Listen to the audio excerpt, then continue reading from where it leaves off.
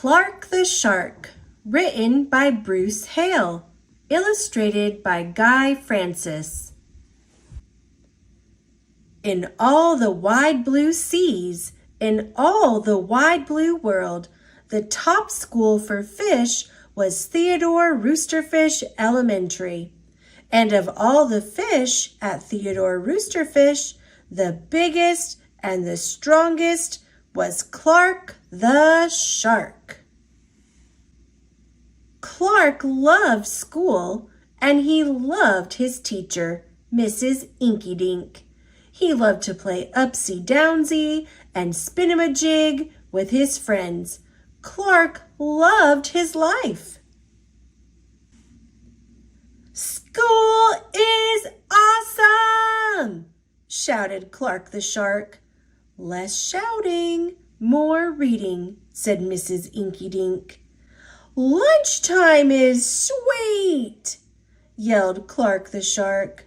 "Munch your own lunch," said his best friend Joey Mackerel. "Recess rocks!" bellowed Clark the Shark. "You are playing rough, Clark," cried the other kids. Yes, Clark loved his life with all of his sharky heart, but he loved everything way too much. He was too loud, he was too wild, he was just too much shark for the other fish to handle. After a while, no one would play with Clark.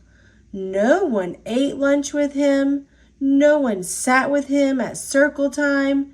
Even his best friend, Joey Mackerel, said, "Cool your jets, Clark. You're making me crazy." One day, Clark asked Mrs. Inkydink, "What's wrong with everyone?" Mrs. Inkydink patted his fin. "Clark, sometimes you play too hard. You munch too hard, and gosh, you even help too hard." "But life is so exciting," said Clark. "There's a time and a place for everything," said Mrs. Inkydink. "And sometimes the rule is stay cool." At recess, Clark tried to stay cool, but he pushed the swing with too much zing. "Sorry," said Clark. "I forgot." "Yikes!" cried Joey Mackerel. At lunch, Clark tried to stay cool, but everything smelled so good that he munched a bunch of lunches. "Sorry," said Clark. "I forgot."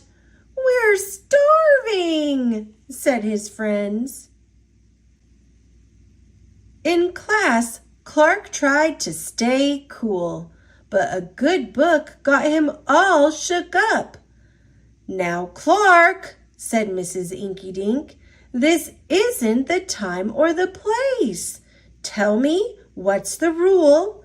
"Stay cool," said Clark. "Hey, that rhymes," he cried. Then Clark got a big idea in his sharky head. "Maybe if I make a rhyme, I'll remember every time," he thought. The next day, he put his plan to work. In class, when lessons got exciting, Clark wanted to bounce up out of his seat. Instead, he told himself, "When teacher's talking, don't go walking." And what do you know? It worked!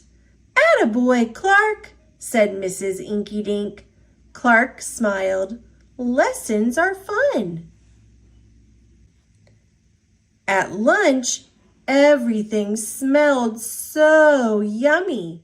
When Clark wanted to eat and never stop, he told himself, "Only munch your own lunch." And it worked again. "Way to go, Clark," said his friends. Clark grinned. Lunch is fun. At playtime, Clark told himself, "Easy does it. That's the way. Then my friends will let me play." And playtime was fun.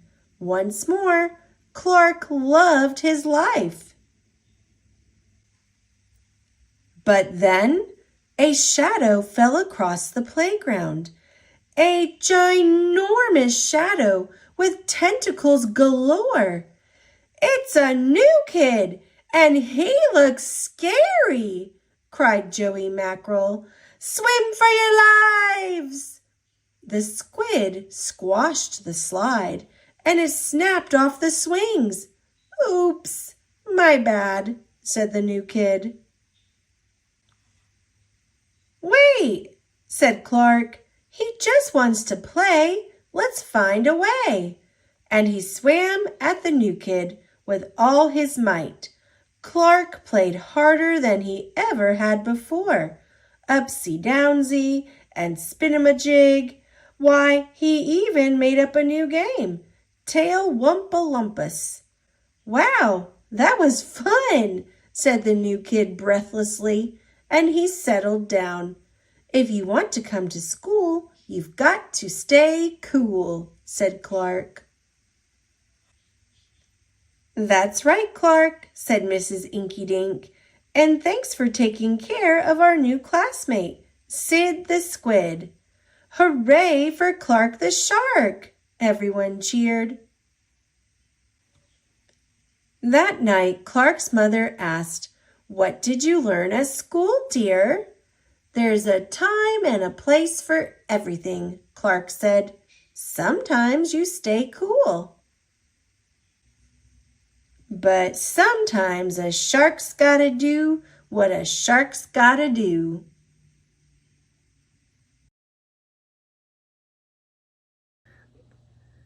Thanks for watching.